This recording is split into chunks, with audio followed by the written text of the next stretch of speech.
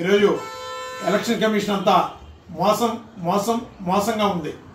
ఎందుకంటే election commission annexure 13 Indian constitution article 173A ప్రకారం మా అందరితోని పార్టిసిపేటర్స్ కంటెస్టెంట్ క్యాండిడేట్స్తో ఓత్ చేయించారు, ప్రమాణం చేయించారు. ఆ ప్రమాణం ప్రకారం ఈరోజు ఎన్నికల సంఘం కట్టుబడి ఉందా లేదు మోసం చేస్తుందా అనేది మొట్టమొదటి తెలియాలి. ఎందుకంటే ఈరోజు రహస్యంగా ఒక అర్జెంట్ నోటీస్ కింద ఇచ్చారు. మా అందరికీ కూడా 29వ తారీఖుని ఎన్నికల సంఘం వారు గుర్తులు కేటాయించారు. ఆ గుర్తుల్లో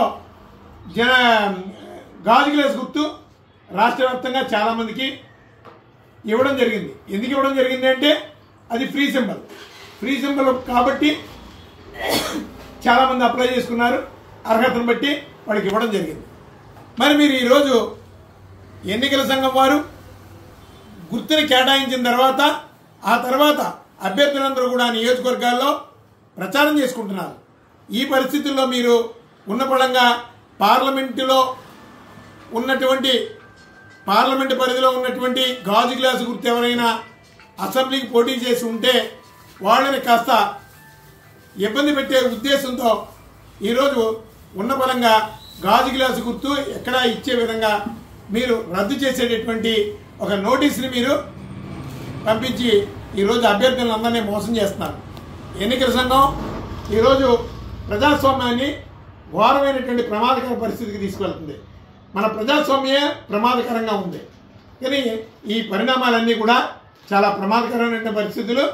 ఎందుకంటే మీరు ఎన్నికల సంఘం వారు గుర్తు కేటాయించిన తర్వాత ఈ రోజు వరకు మ్యాక్సిమం దేశ చరిత్రలో ఇలాంటి ఘోరమైనటువంటి ఎన్నికల సంఘం ఎన్నడూ మేము ఐదు ఎన్నికలు, ఆరో ఎలక్షన్ నేను చూస్తున్నాను.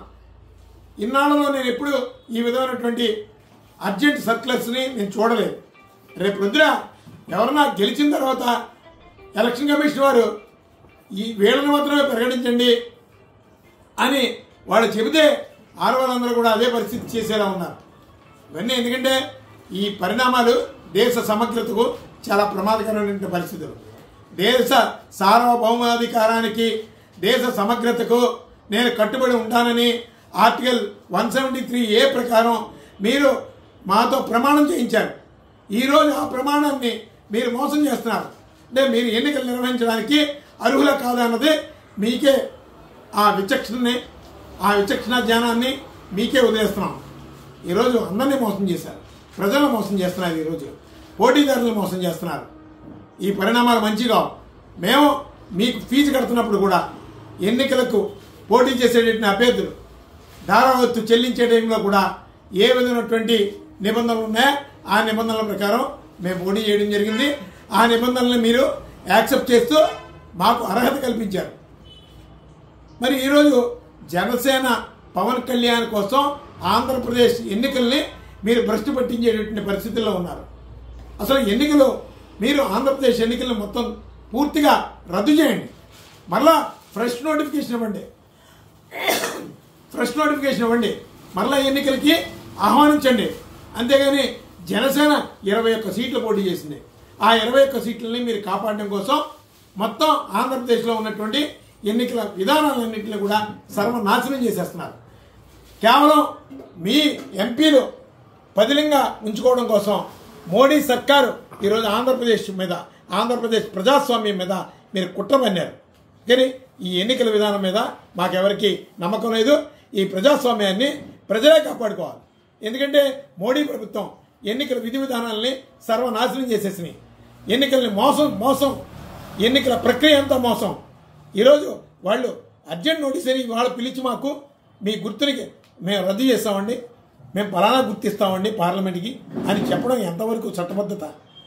కానీ ఖచ్చితంగా ఎన్నికల సంఘం చేస్తున్నటువంటి పని చాలా రాజ్యాంగ విరుద్ధమైనటువంటి పని. అందుకని మేము రాష్ట్రీయ ప్రజా కాంగ్రెస్ పార్టీ నుంచి మేము డిమాండ్ చేసేది మొట్టమొదట ఈ ఆంధ్రప్రదేశ్ ఎన్నికల్ని రద్దు చేసి ఫ్రెష్ నోటిఫికేషన్ మీరు విడుదల చేసి అందరినీ ఫ్రెష్గా మరలా అప్లై చేసుకోనివ్వండి. నామినేషన్స్ ప్రక్రియని మీరు తీసుకోండి. అంతేగాని ఒక్క జనసేన కోసం మీరు రాష్ట్ర వ్యాప్తంగా భ్రష్టు పట్టించొద్దు. రాష్ట్ర వ్యాప్తంగా ఎన్నికలను మీరు కలుషితం చేయొద్దు.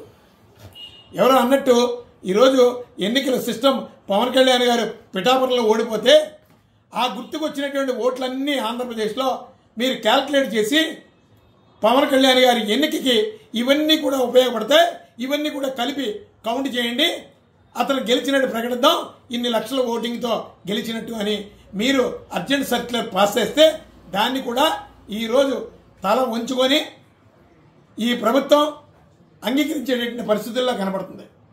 మీరు ఆంధ్రప్రదేశ్లో నిర్వహిస్తున్నటువంటి ఎన్నికలు